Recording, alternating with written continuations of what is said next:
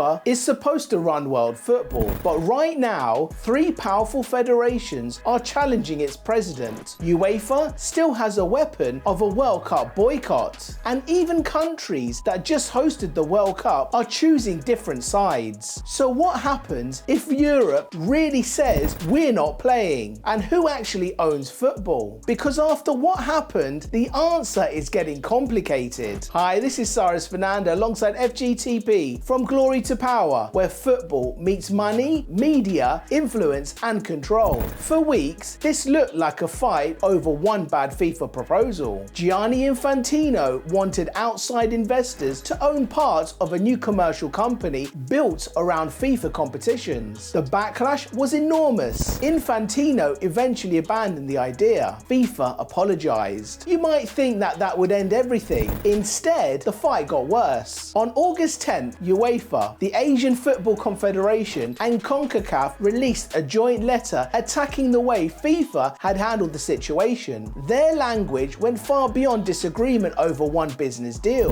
They accused FIFA's leadership of deception, broken trust, and a failure of judgment. And even after FIFA dropped the commercial plan, the three confederations made clear that they still wanted accountability. Then another important thing happened. US Soccer and Canada Soccer backed calls for meaningful change to FIFA's governance, transparency and accountability. Mexico did not. Just think about it. The United States, Canada and Mexico had just spent a summer together hosting FIFA's biggest tournament. Now two of them were backing reform, while Mexico was backing Infantino. Australia then supported the AFC position too, although Football Australia stopped short of demanding Infantino's resignation. And then politics entered the story again. Donald Trump publicly defended Infantino and warned that replacing him would be a terrible mistake. So this is no longer just UEFA complaining about FIFA. Different power blocks are forming across world football, and that creates a strange question, because the countries with the biggest teams, richest leagues and most money may not actually control what happens next. To understand why, look at how FIFA works. France and the Cook Islands have something very important in common: one vote. FIFA has 211 member associations, and when FIFA elects its president, this is not the Champions League. England does not get 5 votes because the Premier League makes billions. Brazil does not get extra votes because it has won 5 World Cups. Germany does not get another vote because Bayern Munich is enormous. Every FIFA member association gets just 1 vote. That means giant football nations have to play politics with countries that may never come close to qualifying for a World Cup. And suddenly UEFA's power looks very different. UEFA has 55 member associations. Those countries contain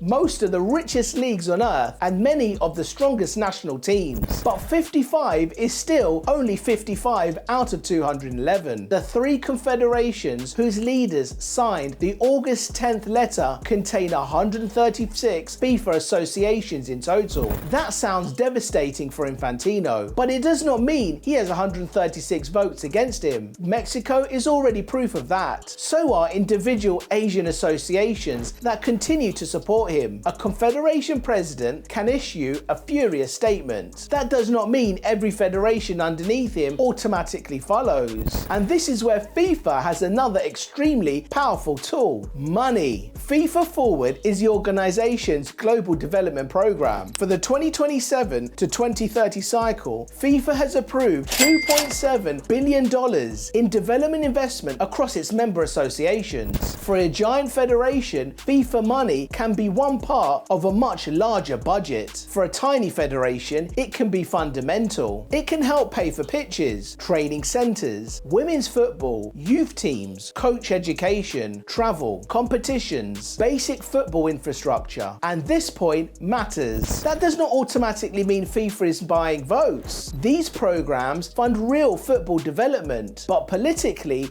the effect is obvious. FIFA has spent years building direct relationships with 211 associations, and Infantino can go to a smaller federation and say, look at what happened under my presidency. Look at the money coming into your football system. Look at what FIFA can give you next. That is a powerful argument. So UEFA may control more of football's money, but FIFA controls something UEFA cannot ignore. That's relationships with the people who vote, which would make Infantino extremely difficult to defeat if UEFA did not have a weapon of its own. Imagine FIFA holds a World Cup. The logo is there, the trophy is there, the stadiums are full, except Spain is not coming. Neither is France. England stay home, Germany stays home, Portugal stays home, Italy stays home, the Netherlands stay home. Suddenly, FIFA has a problem. But FIFA owns the competition. It does not own those national teams. That is what Gabriele Marcotti described on ESPN as a nuclear option. The rebels could eventually refuse to participate in FIFA competitions, and FIFA might discover something uncomfortable. Having legal control over a tournament is not the same as controlling the value of that tournament. Take Europe out of the World Cup and remove a huge number of the world's best players, biggest markets, and the most valuable national teams. And this dispute now goes beyond Europe. AFC and CONCACAF leadership joined UEFA in that August 10th statement. So imagine the most extreme version. Europe stays home. Then major Asian markets become involved. Japan, South Korea, Australia, and if the rebellion genuinely spreads through CONCACAF, potentially major North American teams too. Again, that is not where we are today. There is no unified 136 country boycott. Mexico and several Asian federations show exactly why getting everyone to follow their confederation leadership would be difficult. But FIFA now has to think about the possibility, and that possibility alone gives the other side leverage, because FIFA can control the World Cup. It cannot force Spain to field Lamine Yamal. It cannot force France to send Kylian Mbappe. It cannot manufacture an England team. The World Cup is valuable because the world's best teams agree to come, and that is where UEFA has real power. Talking about a World Cup boycott is easy. Actually, doing it is much harder. Imagine telling a player who is 29 that this may be the only World Cup of his career where he is at his absolute peak, and his country will not participate because football executives are fighting over governance. Try explaining it to supporters, try explaining it to sponsors, try explaining it to broadcasters who built entire business plans around those matches. And there are 55 UEFA members. They are not identical. England's financial position is not the same as Albania's. Germany does not have the same needs as San Marino. Spain brings enormous commercial value. A smaller European federation may care far more about direct support from FIFA and access to international competitions. That is why ESPN Discussion described this as a game of chicken. UEFA does not necessarily want to crash into FIFA. FIFA does not want to crash into UEFA. Each side wants the other side to move first. So the boycott can still be useful even if it never happens. UEFA does not necessarily need to pull the trigger. It needs FIFA to believe that under the right circumstances, it might. And then there is another reason FIFA cannot simply ignore UEFA. This fight is not only about national teams. Look at the Club World Cup. FIFA has spent years trying to turn the Club World Cup into one of the biggest competitions in football. The expanded tournament has 32 teams, and another edition is planned for 2029. But think about how strange FIFA's position is. FIFA can create the tournament, FIFA can make the trophy, FIFA can sell the television rights, FIFA can choose the host, but FIFA does not own Real Madrid, it does not own Bayern Munich, it does not own Liverpool, it does not own PSG, and FIFA's qualification system itself shows the dependency. European teams reach the tournament through performances in UEFA competitions and UEFA-based ranking pathways. African clubs qualify through African competitions. South American clubs come through CONMEBOL. FIFA runs the final global tournament. The confederations build much of the road leading into it. So FIFA has the same problem it has with national teams. It owns the stage. Other people own the actors. If the relationship completely collapses, FIFA FIFA cannot simply create another Real Madrid, but UEFA has a dependency too. It can run the Champions League, it can run the Euros, it can make billions from European football. What it cannot easily create overnight is another competition with almost a century of history, global recognition, and the symbolic power of the World Cup. Just think about the football as several power systems stacked on top of each other. First, FIFA has institutional power. It is the global governing body. It organises the World Cup, Women's World Cup, and Club World Cup. The FIFA Congress elects the president, while the FIFA Council handles major decisions between congresses. Then UEFA has commercial power. It has a Champions League, it has a European Championship, and it sits at the centre of the richest club football ecosystem on the planet. Then you have the national associations. They have political power because they vote inside FIFA. They also control the national teams FIFA needs for its competitions. Then comes the clubs and players. Clubs pay the salaries of most elite footballers. The players provide the actual product. FIFA can design the greatest tournament in history on a PowerPoint presentation. If Mbappe, Yamal, Haaland, Bellingham, and the rest never walk onto the pitch,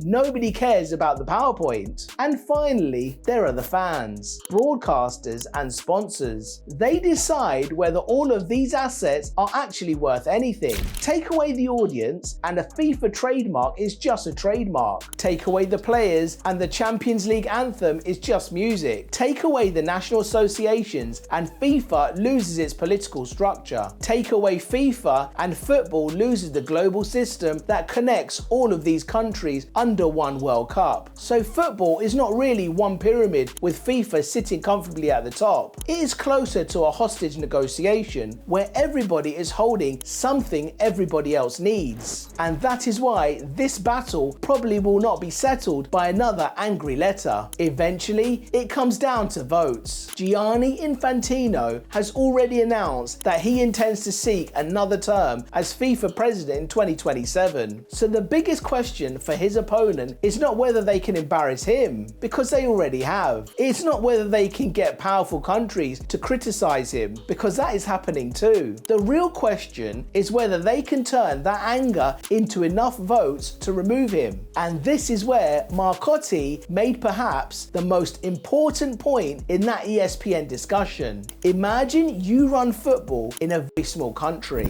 Your national team is probably never winning the World Cup. Maybe it is never even qualifying. What do you want from FIFA? You want enough money to run the youth football. You want coaches. You want pitches. You want your women's team to play. You want your national side to travel. You want your domestic game to grow. So if FIFA and its allies want that association to abandon Infantino, saying, "Trust us, we have better governance," that may not be enough. So they need another promise. Your money is safe. FIFA forward continues. Development funding continues. Your country will not lose simply because there is a new president. That could be the crucial move, because then the choice changes. It is no longer Infantino plus development money versus reform plus uncertainty, because now it becomes Infantino versus reform with the same financial security. And if his opponents can make that promise credibly,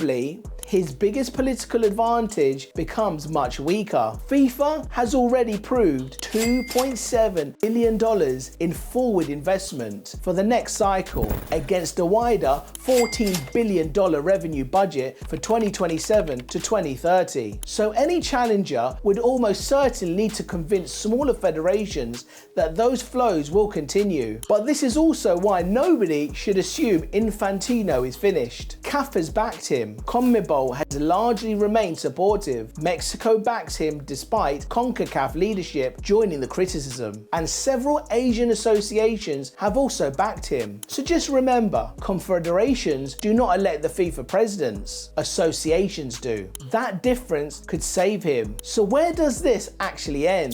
There are probably three broad possibilities. The first is the boring one: compromise. FIFA makes governance concessions. The opposition says enough safeguards have been introduced. The boycott threat fades. Infantino survives. Everyone shakes hands for the cameras. And 6 months later, they are arguing about something else. The second outcome is more dramatic. Infantino goes, but FIFA stays almost exactly where it is. His opponents find a credible candidate. They promise smaller federations that development funding will remain protected. Enough associations change sides. The president changes. The basic football system does not. But then there is option 3, the one everyone would rather keep hypothetical: an actual split, boycotts, alternative tournaments, legal fights, calendar wars, national federations forced to choose, potentially clubs and players dragged into a political fight they did not start. That remains the extreme scenario. There are enormous incentives on both sides to avoid it, but the fact that we are seriously talking about it tells you something has changed. For years, FIFA's position looked simple.